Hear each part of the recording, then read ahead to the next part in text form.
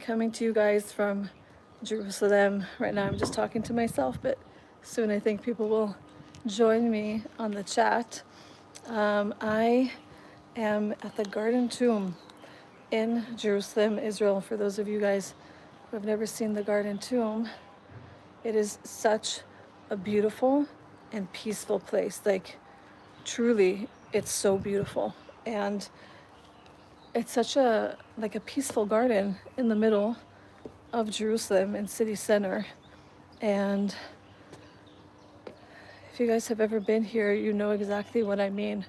I'm going to swivel you guys around so that you can see just how beautiful it is.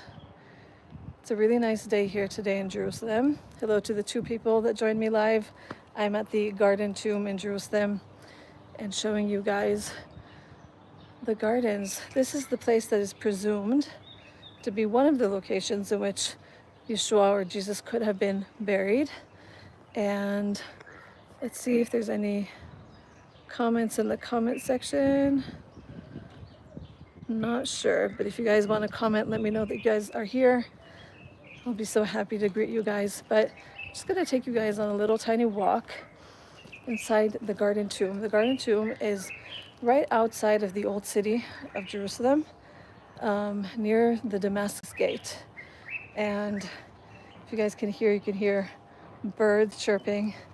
So basically you come in through the entrance, and the Garden Tomb is, let me take this off. The Garden Tomb is managed by people from the UK, and they manage the place so well, like so well. The gardens are super manicured and beautiful.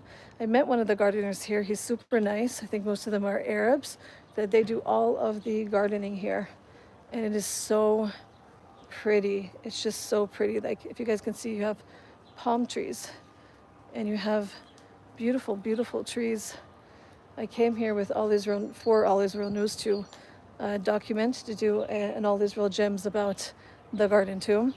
And they really do invest in every single tree here. So you have fruit trees, and you have flowers, and you have palm trees, and you have some ancient vineyard, and also I think olive, how do you say, where they used to press the olives, an olive press. And as you guys can see, it's empty right now from people because I basically came, for filming hours, when it's basically closed, so that I don't disturb it. But basically the Garden Tomb, apart from the tomb itself, which we will go into in a second, is a place of prayer.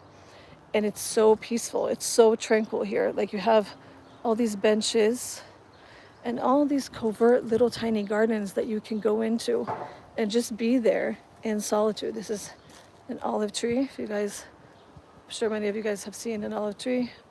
Hello there. I can see someone is on the chat. Let me know that you guys are here. We'll be walking around the Garden Tomb in Jerusalem. But as I said, the more you walk around, the more you'll see these little hidden places in which you can just come in and have a time of prayer. So if you guys are ever in Jerusalem, check out the visiting hours for the Garden Tomb, because it really is a place of prayer. Let me show you guys this little place that I found that has some water in it. You walk in and make this little sort of arched way. Let me turn you guys around so that you can see. Hi, Emmanuel, and hi, Saifu. This is the entrance to one of these hidden little coves. Hello, Denise from Florida. I am at the Garden Tomb. I'm showing you guys around. See, you can just come in during their visiting hours. And here you can see this little water fountain. Such cool water, so beautiful.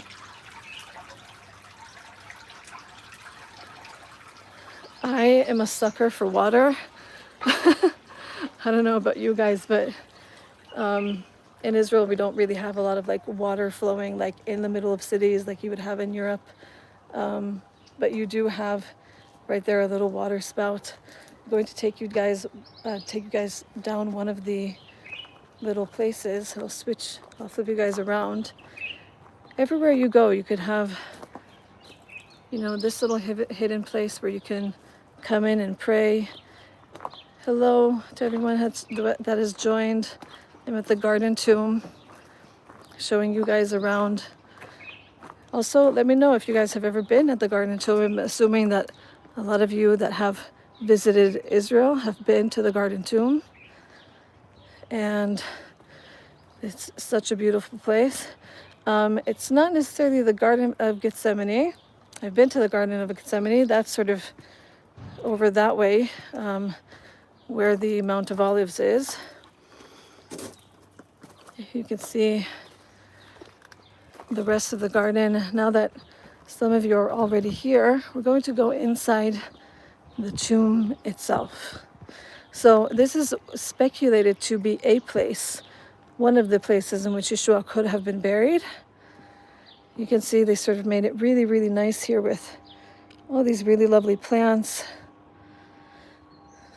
Actually, during Easter Sunday, I would actually work camera in this place. So I would wake up super, super early in the morning, get here, and our control room was back here. And this is where the Garden Tomb is. So you have the entrance there. You have a pathway with all this beautiful, beautiful greenery all along the sides. I want to show you guys this beautiful sign that they made. How pretty, how wonderful. Excuse my hoarse voice. Then you come over here, and this is the tomb itself. We're going to walk inside. Carol says that she's been here and that it's amazing. It truly is. We're going to walk inside the tomb itself. You always have to be careful with your head here. As we walk in, you can see that's part of the tomb. And here is the tomb itself. This is presumed where Yeshua would have been laid. You can see the sort of, alcove that they carved inside. And you can see that it was meant, for people, for burial, but only one was ever laid here.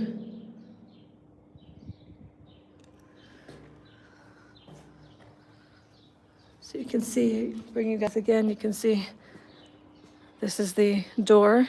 And it was said in the New Testament that you would have to stoop down. And I think I'm a meter 58, I think that's 5'2". I myself have to sort of, stoop to make sure that I don't hit my head coming in. And so, a taller man like one of the disciples would definitely have to stoop down. But this is me bringing you guys into the entrance. You can see, of course, they locked it so that people won't be able to just come inside. But this is sort of the entryway, because they used to bury their dead, in these little caves or niches. And let me see if I can flip you guys around again. This is the tomb itself. I am a believer in Yeshua and Jesus. I'm a Messianic Jew. I've been here many times throughout the years, and every single time I can tell you that I've enjoyed it so much because of the revelation of Yeshua. I'm definitely a believer in his goodness, his forgiveness, and his resurrection, and his forgiveness of sins. I'll flip you guys around so that you can see. They sort of have like a type of stone that could be rolled. And the rest of it around it, they made just this beautiful, beautiful garden. And it really is so calm here, It's really calm and really peaceful. And I keep thinking about the amount of people that have been here, throughout the generations to pray. Many, many, many people have been here to pray. And being able to be here in, the center of Jerusalem, I feel like it's a privilege, because even if this isn't the exact place that Yeshua was buried, there's other proposed places where they believe that he could have been buried. It's still a beautiful reminder of his forgiveness, of, the death and resurrection of Yeshua. And I'm also aware of the fact that there are probably many of you guys that aren't of the same belief as I am. I'm a Messianic Jew, you might be a Christian, which we believe very similar things. We're just different in our ethnicities and in our culture. But there could be some of you that are atheist or agnostic or Muslim or Hindu.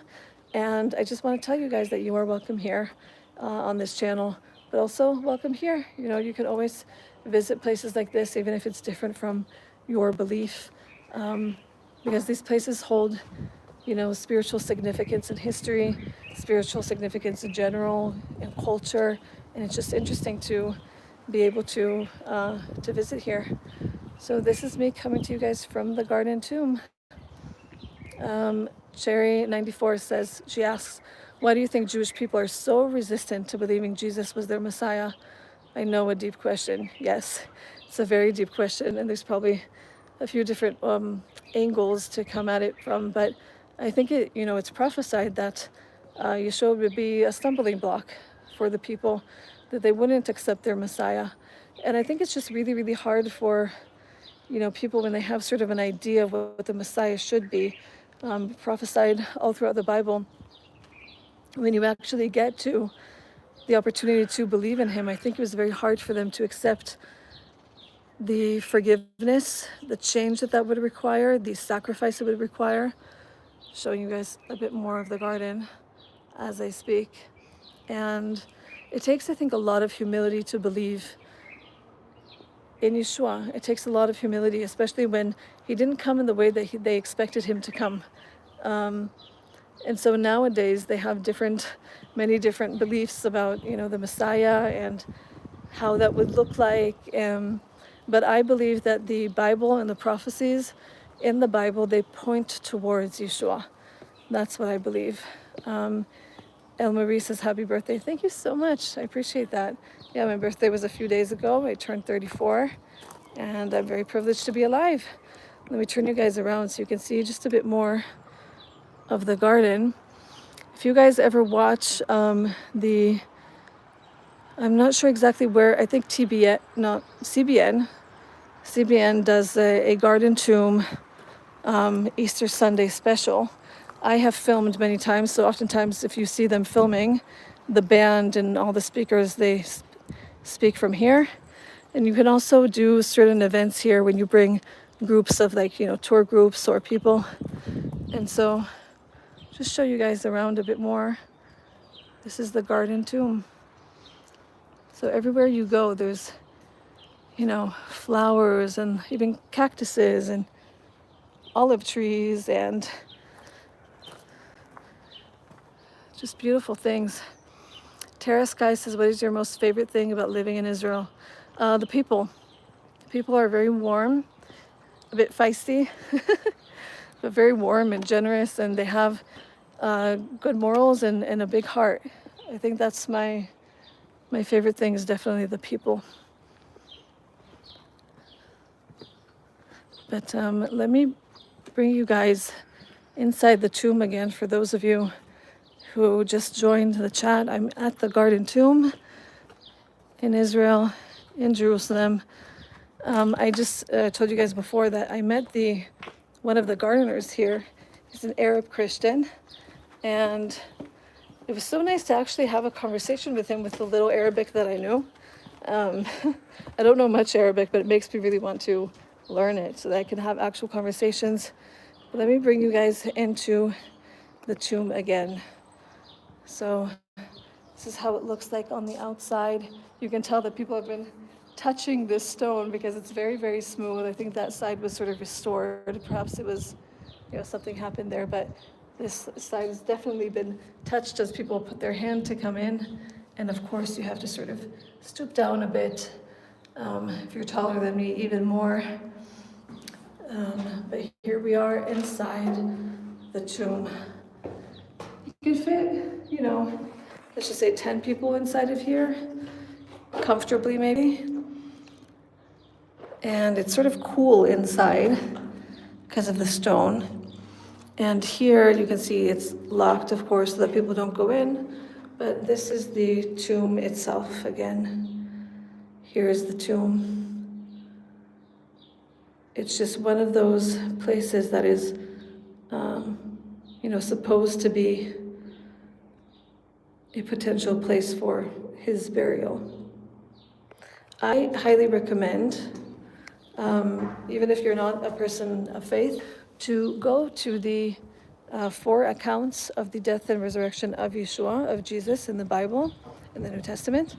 Even if you're not a person of faith, I think it's a beautiful, beautiful testament of love and of an example of how we can love each other and forgive each other, and how the power of God is there to resurrect us from everything that ails us. And so that is, I think what you should get out of this place, even if you're not a person of faith. That is the story of the resurrection of Yeshua.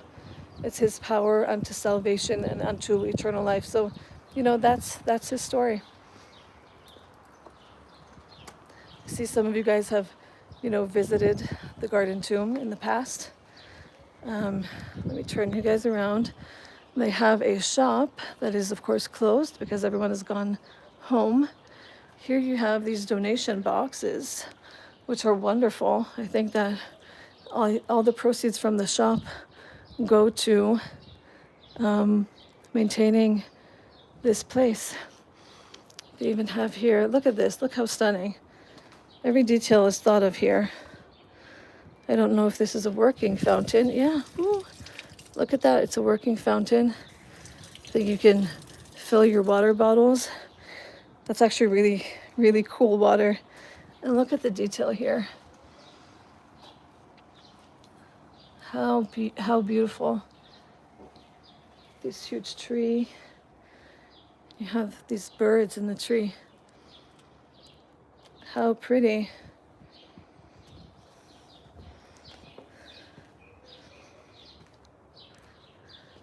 And then everywhere you go inside the garden, you will see these beautiful tiles.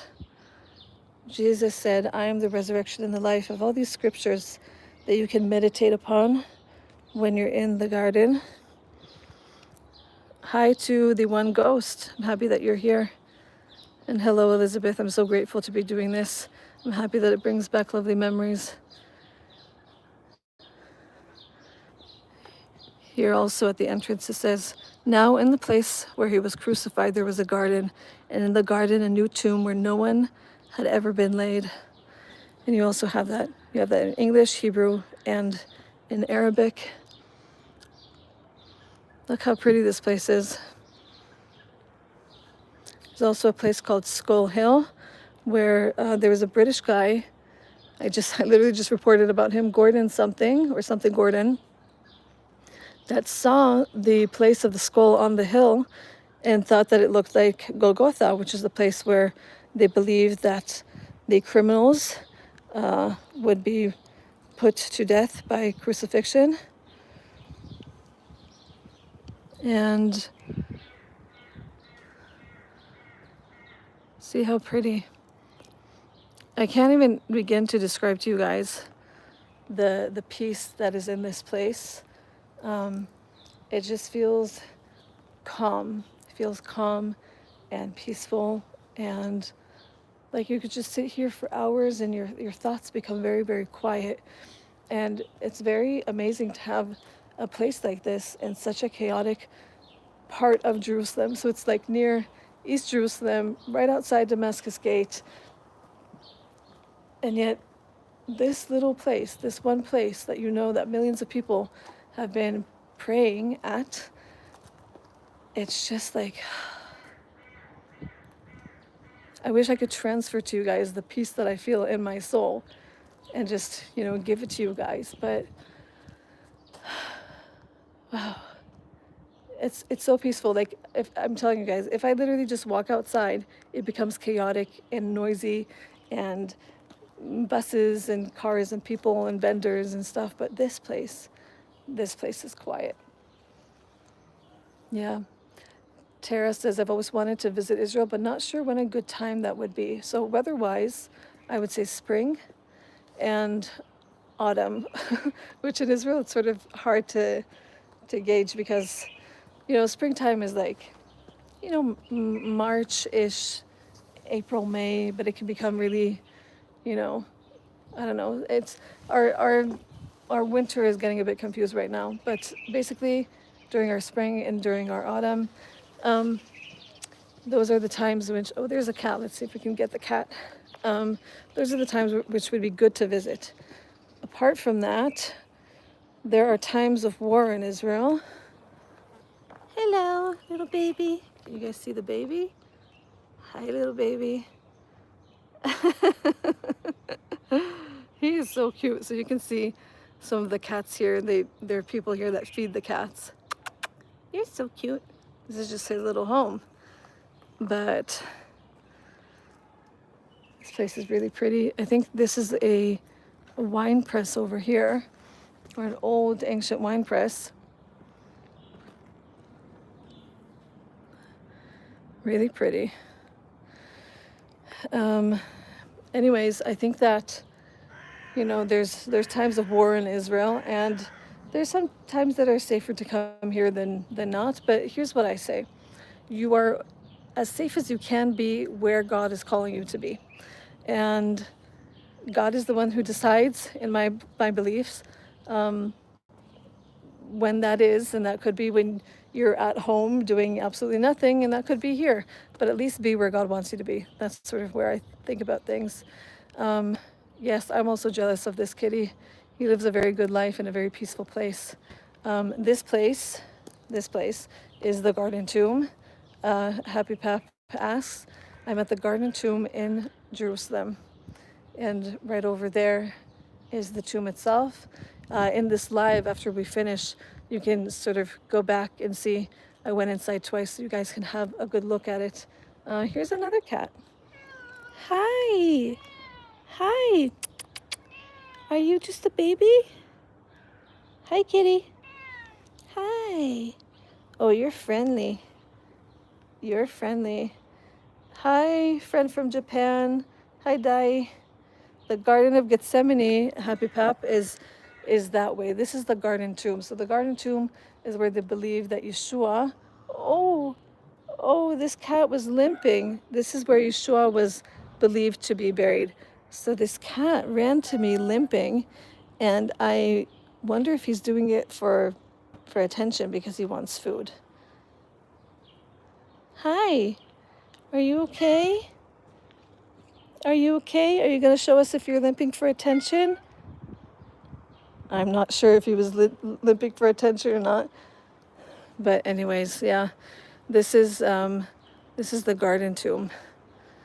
So the Garden of Gethsemane is sort of, if this is the Mount of Olives, it's on the slopes. So it's still outside of the old city, but it's more towards that way. This is the Garden Tomb, in which they believe could be one of the places that Yeshua was buried. There's, I think, at least two other places they believe that he was buried. One is the Church of the Holy Sepulchre, which is a very famous place, a bit more religious, a bit more orthodox, if you will. But yeah, this is a beautiful place. I've been to the Garden of Gethsemane. If you guys go to Israel Today, to their website, you can see articles that I write there, but you can also find their YouTube channel. And on their YouTube channel, I show you guys Jerusalem, and I also go to the Garden of Gethsemane, so you guys can see it there. Batya says, any fear walking towards the Arab area near the Damascus Gate? So for some reason, probably because I'm like, have this big backpack and this tripod, if I went there, they would probably think that I'm a tourist. They'd probably just sort of leave me alone. Oh, hi. Oh, hi. Hi. They would probably, sorry, I'm getting distracted. They would probably tend to sort of leave me alone. But if they know you're Israeli, it's like, I would rather not go there. There's a lot of security presence, especially around Ramadan. A lot of people go to the market around Damascus Gate to buy food. So like fruits and vegetables and stuff like that because it's cheaper. And so a lot of people that I know, a lot of students, like foreign students, they do that because it's cheaper. I personally don't feel the safest there, so I don't go there. So yeah. Bodhi Dharma says, do you think Israel will attack Iran? You know what? I don't know. For All Israel News, I was talking about the nuclear deal. I'm not a huge, understander about these things. I just know that if Iran is planning an attack, Israel will definitely strike before. Israel and America will probably sort of link arms and do that before they get to us, because that will be also just the fact that they would willingly just attack Israel when there's millions of Arabs living here. It's just also just infuriating. There's not a lot of love of life, so that's very disappointing. But yeah, just the other day, on my birthday, actually, if you guys go to see the birthday vlog, the Houthis sent, a missile to us. And so we were in the middle of Jerusalem, my friend and I, and, that was a birthday fireworks surprise. So, we're used to rockets, but I mean, Iran is a whole different deal. But of course, the Houthis are just proxies of Iran. So any Houthi rocket, that they came from Iran. But yeah, pet stray cats, they're not unsanitary at all. It's funny. Elizabeth Thornhill says, Oya, do you know Amir Tsarfati? I follow Amir Tsarfati. I don't know him personally. I know that he's a great voice. Longston62, oh, you say Oriel, my favorite person in Israel. That is very sweet. I really appreciate that. Yeah, I am going to head home. I think I've stayed here beyond even the staff. But I just wanted to, oh, he really is limping, the cat. Are you okay, baby? Bye. Just wanted to bring you guys along to this really beautiful and peaceful place. And from my heart to your guys' heart, I hope that you guys are at peace, that all is well with your soul, and that you and I can share this peaceful place together, and that you guys are blessed. I wanted to say thank you for joining me on this random, what day is it today? On a random Monday. So yeah, thank you guys so much. And we'll end this little live with the most beautiful view of this place. There it is, folks. Have a wonderful day. I love you guys so much. And share this with whoever wants to have a little tour of the garden too. I'll see you guys soon.